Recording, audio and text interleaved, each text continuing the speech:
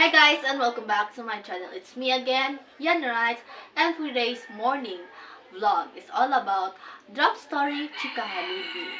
So ang ating tatalakayin sa ngayong umagang ito is all about the surrogate mother, which is Nicole Rosales, and Christian. Hindi nakalimutan ko, basta Christian yung name ng boy or ng husband niya sa story nito. So, isa ito sa mga draft story ko na may book cover na. Sobrang tagal na, 2002. Kasi hindi siya makikita. July 23, 2002, last year. So, 1 year na siya. 1 year ago na tong nakatambak. So, i-discuss natin ngayon kung ano yung flow. Kasi, yung iba kasing mga readers, gusto nilang malaman yung ano yung pagtakbo ng story. But for me as a writer, hindi dapat mo spoil agad kung ano yung ending, ano yung content ng story. Because as a reader, they need to read the story to know the content and not the author to discuss the content itself. Shout out sa mga readers dyan.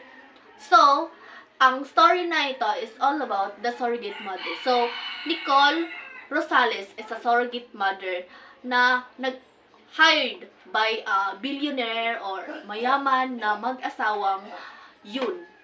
Mr. and Miss Yun. Yung spelling ng yun is Y-U-N. Yung spelling niya. So, Mr. and Mrs. Yun is looking for a surrogate mother that can carry their children or the daughter kasi yung gusto nilang gender ng anak nila. So they are looking for a mother to give birth to their children, to that child. It means so yun na yun, basta yun na yun. And then Nicole Rosales is looking for a money or a financial needs na makakasustain sa kanila with his husband. Because Nicole is a sick person na talagang mamamatay agad. But may kailangan siyang maintenance, kailangan siya weekly check-up or monthly check-up. That's why she badly needs money in terms sa situation ng buhay nila ng husband niya na si Christian. So, during this story, one of the plot or charot lang, hindi ko i-reveal but flow ng story is ganito. Nicole Rosales was chosen to be the surrogate mother of Mr. and Miss Yun. Hun, hindi ko alam paano siya i-pronounce but ang spelling niya is Y-U-N. Kasi parang siyang Chinese or Taiwanese or anong klase doon na mayaman na mag-asawa na kinakailangan ng surrogate mother para ma-produce or para mapanganak yung anak nilang gusto with the genes ng ni Mr. Miss Yun.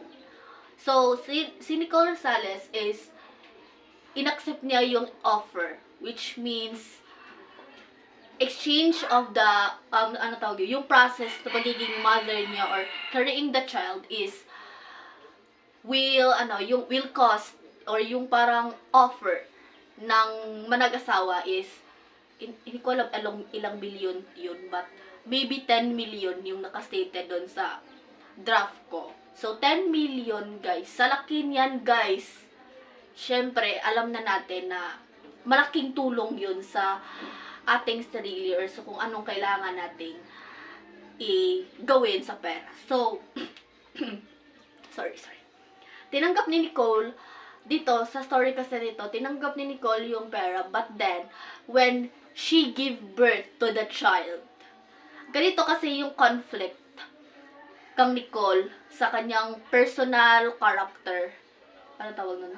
Character development or character information. Nicole is a sick woman, as you all know, na alam na ninyo, na isa siyang may sakit or may kinakailangan niya ng maintenance, kailangan niya ng maraming pera para magpagamot. Isa sa problema niya is hindi lang dahil sa pera or kinakailangan niyang magpa-ospital buwan-buwan, but he or she cannot produce or cannot carry a child alone. So it means, hindi talaga siya pwedeng manganak, pero bakit mas pinili pa niya maging surrogate mother? Dahil needed niya yung pera. During that process of being, yung tawag nun, yung ilang months na yung baby sa tiyan niya, doon niya na-realize na she want to become a mother. But then, that child inside of her womb is not her. So, yun yung flow ng story. So, nung nalaman ng asawa niya, nung asawa niya na si Christian, yung nalaman niya na asawa niya na si Christian na patago siyang naging surrogate mother at hindi niya talaga isinangguni sa asawa niya. Nagkaaway sila. Like normally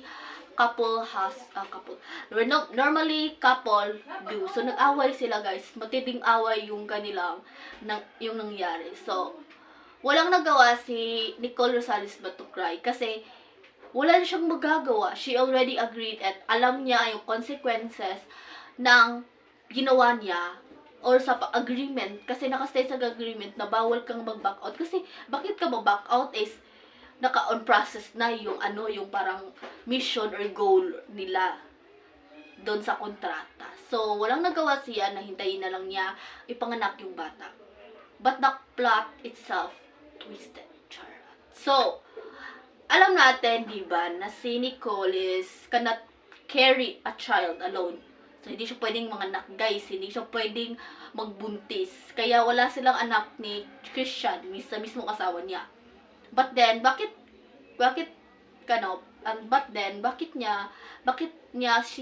siya nag-agree na maging surrogate mother tas hindi naman sa kanya? Dahil kailangan niya ng pera, but then, na-realize niya, she want to become a mother. During the process of pregnancy niya sa mismong bata, na as a surrogate mother.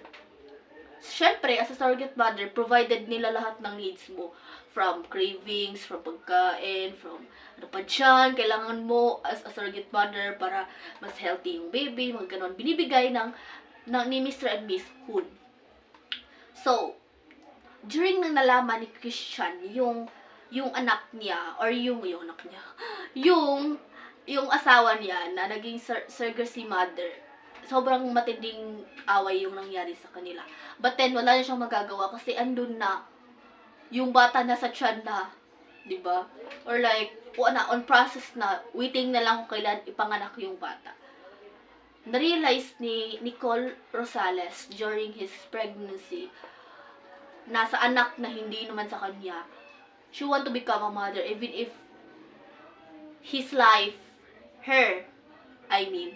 life is on risk because pwede naman siyang mamatay kahit hindi niya ipanganak or anong klase doon, yung cesarean or anong mga klase doon mga method ng pagpanganak kasi may normal delivery, may mga ganong, may complicated ganon. So, yung ginawa niya, pagkatapos niyang mapanganak yung anak niya, bakit parang sinasabi ko na talaga lahat sa inyo yung content ng story.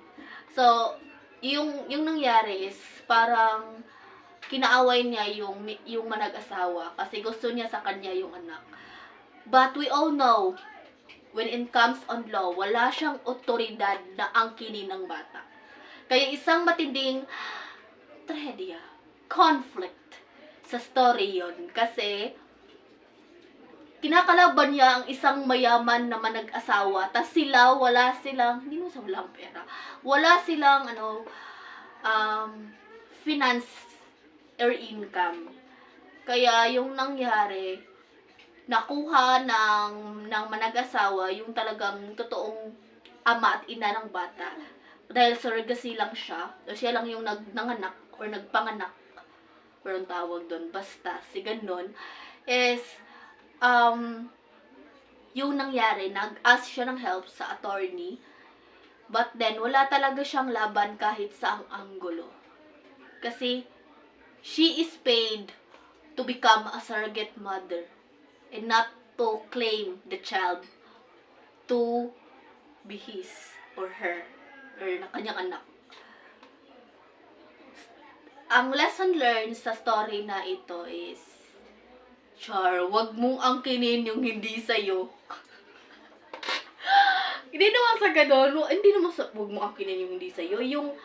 Yung ano lang, yung dapat alam mo yung limit mo. Kasi sa story na lang, sa story itself, sa story nila ni Nicole Rosales as a surrogate mother, marami siyang challenges na encounter as a wife, as a citizen or parang ganon. And then, when it comes on law, wala siyang laban. Kaya, wala siyang nagawa, guys. Ibinigay niya yung anak doon sa totoong may nag-ari. Para lang binibenta. Yung totoong magulang ng bata. So, yung nangyari, yung ending, sa ending na tayo ha. Pero hindi ko sasabihin lahat, baka ma-spoil ko kayo. Tapos pag nasulat ko na, di ba, sasabihin niyo, ay na, alam ko na yung flow. So, hindi natin isasabihin lahat-lahat. Kasi alam ko sobrang haba na ng ating vlog for today's morning. So, yun na nga, ang ginawa ni Christian, yung asawa niya, inaccept niya kung ano yung nalang gusto, kung ano yung gusto ng asawa niya. Kasi alam niya na may limited lang yung buhay, charot. Limited lang yung araw or buwan kasi may sakit nga si Nicole. Tas hindi niya, kahit asawa siya, hindi niya kayang ibigay ang financial needs niya. Kaya, nung nakakam up si Nicole ng idea na maging surrogate mother just to treat herself sa mga hospital bills, mga ganon, mga pag-admit, yung mga kailangan i-maintain na mga gamot. So, yung asawa niya, nag-agree na lang sa plan niya as long as walang risk ang magagawa, walang mamamatay, at walang papatay ng motor. Charot. Diba? Parang ganon lang. So, itong The Surrogate Mother na ang ating bida is si Nicole Rosales. Isa siya sa mga nag-isang taon na pero hindi ko pa nasulat. So, ito siya. So, ito yung isa sa mga hindi ko nasulat. But then,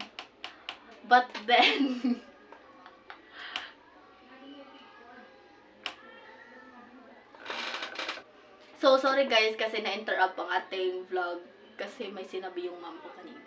So, ito be continued natin guys. Maikli na lang guys. Habaan nyo na pasensya nyo. So, ito is nasulat ko to 2020. Sa 2022, July ko to na draft. With book cover na, with description na, with entire plot. Yung kulang na lang is chapter outline. Pero hindi ko nagawa. Kaya shout out sa lahat ng mga writers dyan na katulad ko na hanggang ngayon sobrang raming mga draft stories. So sa next natin, sa part 3, is may reveal na naman akong mga hanggang drawing pero hindi pa nagawa. Again, thank you for watching and I hope you like. And don't forget to subscribe, like, and share, and even mention your writer friends or reader friends to my vlog. Thank you for watching!